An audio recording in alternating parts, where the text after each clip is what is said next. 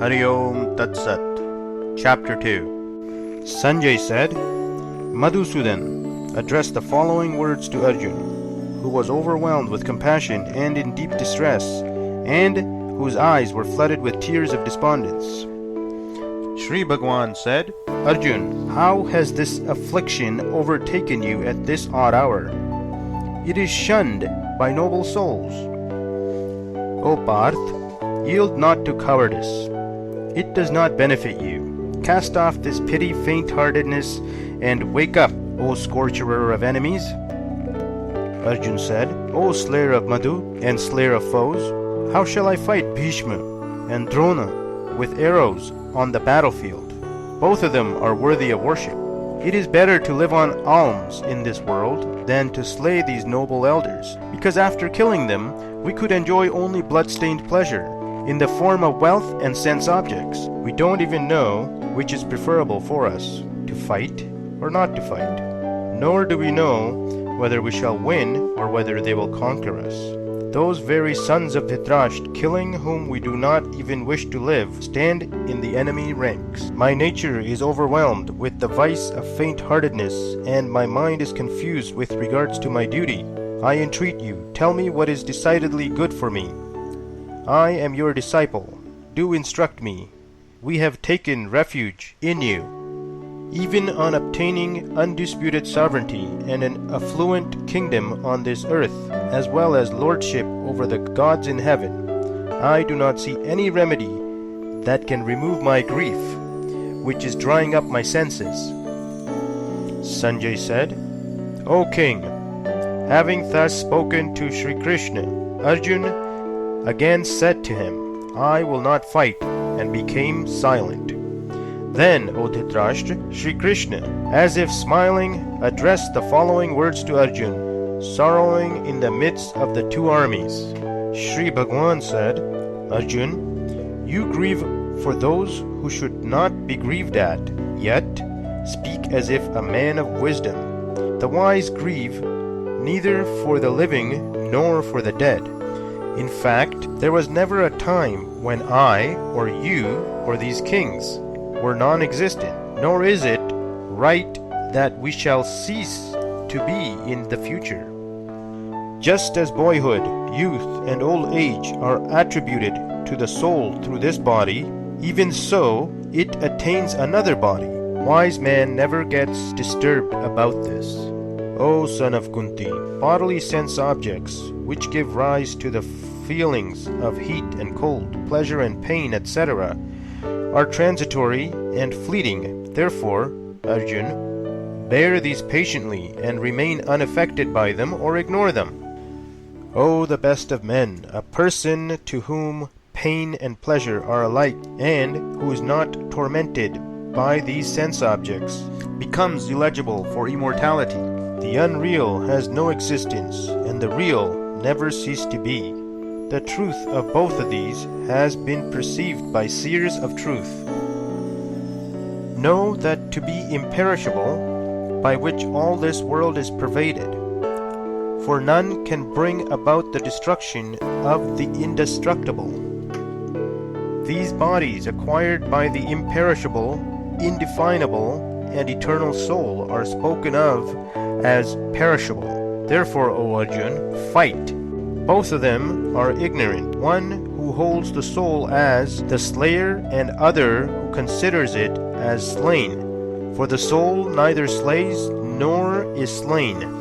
For the soul there is neither birth nor death, nor does it come into existence after having been born.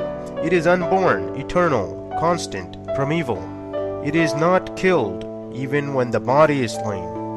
O Parth, how can a man who realizes this soul to be imperishable, eternal, and free from birth and decay slay anyone or cause anyone to be slain?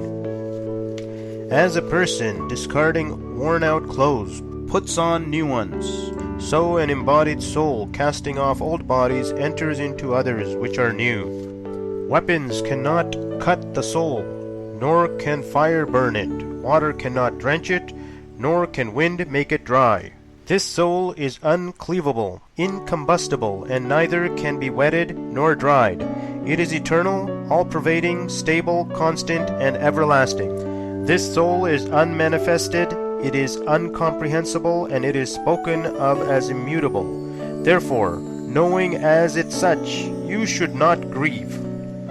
O mighty arm, even if you suppose this soul as constantly undergoing birth and death, even then you should not grieve over it. Death is sure of him who is born, and rebirth is assured of him who is dead. You should not therefore grieve over the inevitable. O Bharat, before birth beings are not manifest to our human senses, on death they return to unmanifest again. They are manifest only in the interim between birth and death. What occasion then for lamentation? One perceives the soul as a wonder. Some speak of it in amazement, while others hear of it in wonderment, while none knows it even after hearing of it. O Bharat, this soul residing in the bodies of all can never be slain. Therefore, you should not grieve for any being. Besides, considering your own duty too, you should not waver, for there is nothing more welcome for a man of the warrior class than a righteous war.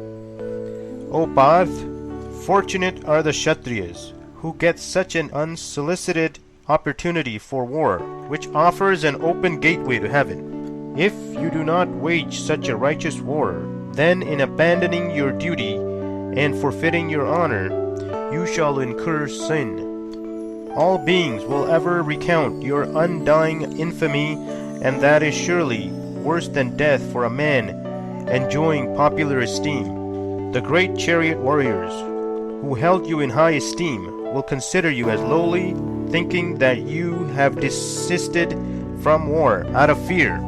Your enemies, disparaging your strength, will speak in unbecoming terms. What could be more distressing than this? Slain in battle, you will gain heaven. Victorious, you will enjoy the sovereignty of earth. Therefore, arise, O son of Kunti, determined to fight. Treating alike victory and defeat, gain and loss, pleasure and pain, and engage yourself in battle. Fighting thus, you will incur no sin. O Parth, this attitude of mind has been presented to you from the point of view of Jnana Yoga, discipline of knowledge. Now hear of the same from the point of view of Karma Yoga, discipline of selfless action. Equipped with this state of mind, you will be able to completely shake off the shackles of karma. In this path of selfless action, there is neither loss of effort nor any adverse result. Even a little practice of this discipline, dharma, protects one from great danger of birth and death. O joy of the Gurus!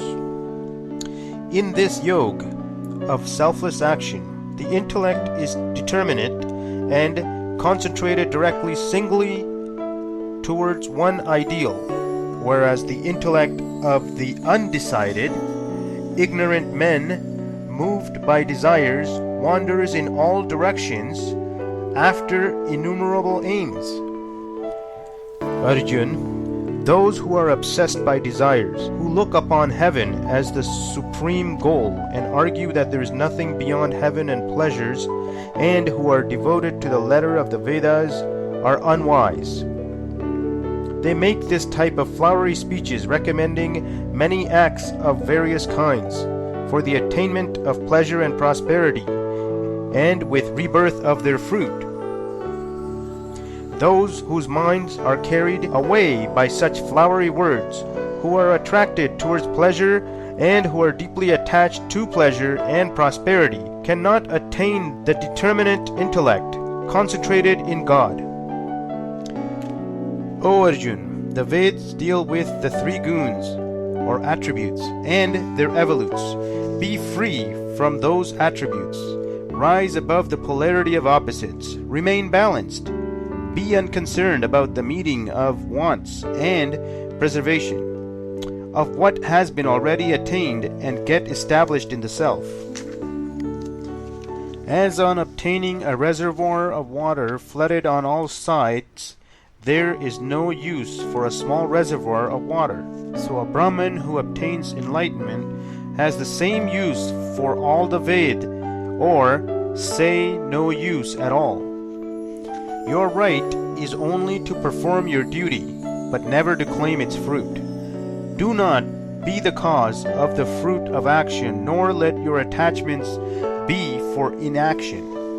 O Dhananjay, the conqueror of wealth, perform actions, your duties, being steadfast in the path of yoga, renouncing attachment, having become even-minded in success and failure, and that equanimity or equilibrium is called yoga.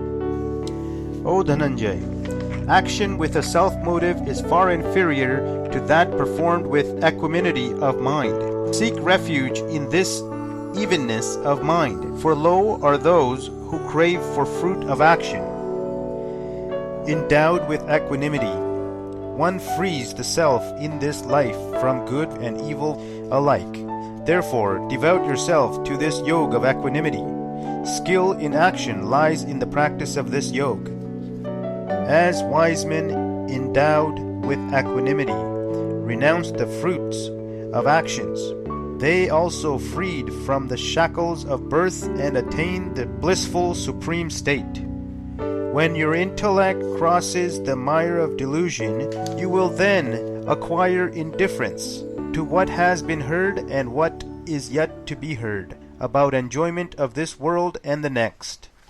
After your intellect, confused by hearing conflicting doctrines, has become stable and firm on God, you will then attain self-realization or union with God.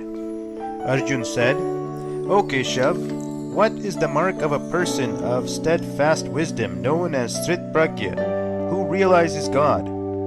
How does such a man of firm wisdom speak, sit, and how does he walk? Shri Bhagwan said, O Parth, when a man discards all his desires visiting the mind and is self-satisfied in own self, he is said to be stable in wisdom. He whose mind remains unperturbed in sorrow, who does not crave for pleasure, and who is free from passion, fear, and anger is called a sage with stable wisdom. He who remains unattached under all conditions, he who is neither delighted at good nor dejected with evil, is stable in wisdom. When, like a tortoise, withdrawing his limbs from all sides, he detaches completely his senses from sense objects, his wisdom is stable.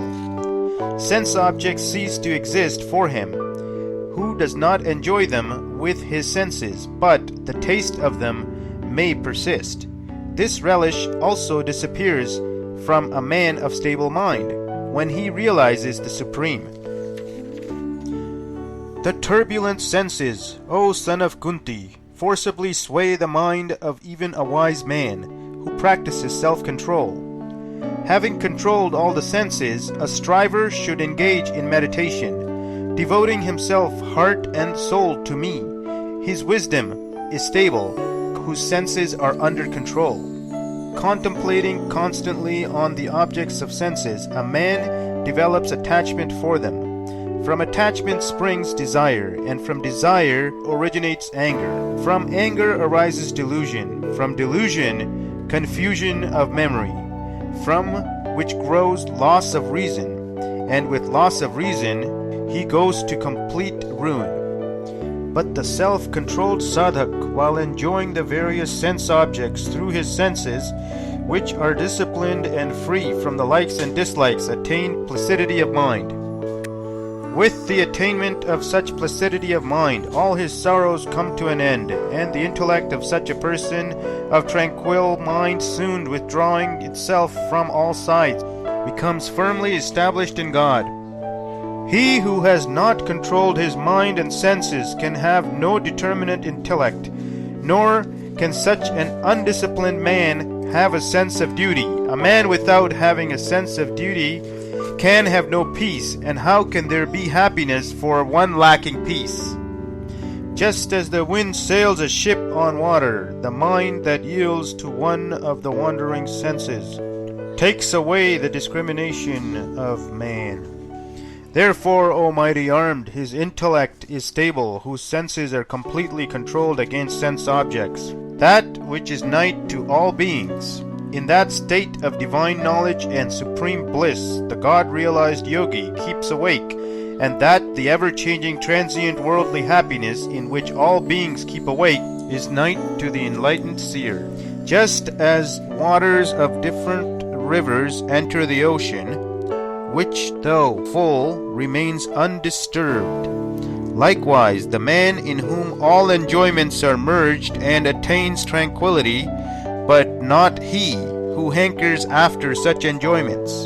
He who gives up all desires and moves about without the sense of mine and egoism, and shuns the thirst of necessities of life, attains tranquility. O Parth, such is the state of God-realized soul. Having attained this state, he overcomes delusion. Being established in this state, even at the hour of death, he attains Brahmic bliss, identification with the absolute state. Thus, with the words Om Tat Sat, the names of the Lord, in the Upanishad of the Bhagavad Gita, the knowledge of Brahm, the Supreme, the scripture of Yoga, and the dialogue between Sri Krishna and Arjuna, the second chapter entitled Sankhya Yog, ends.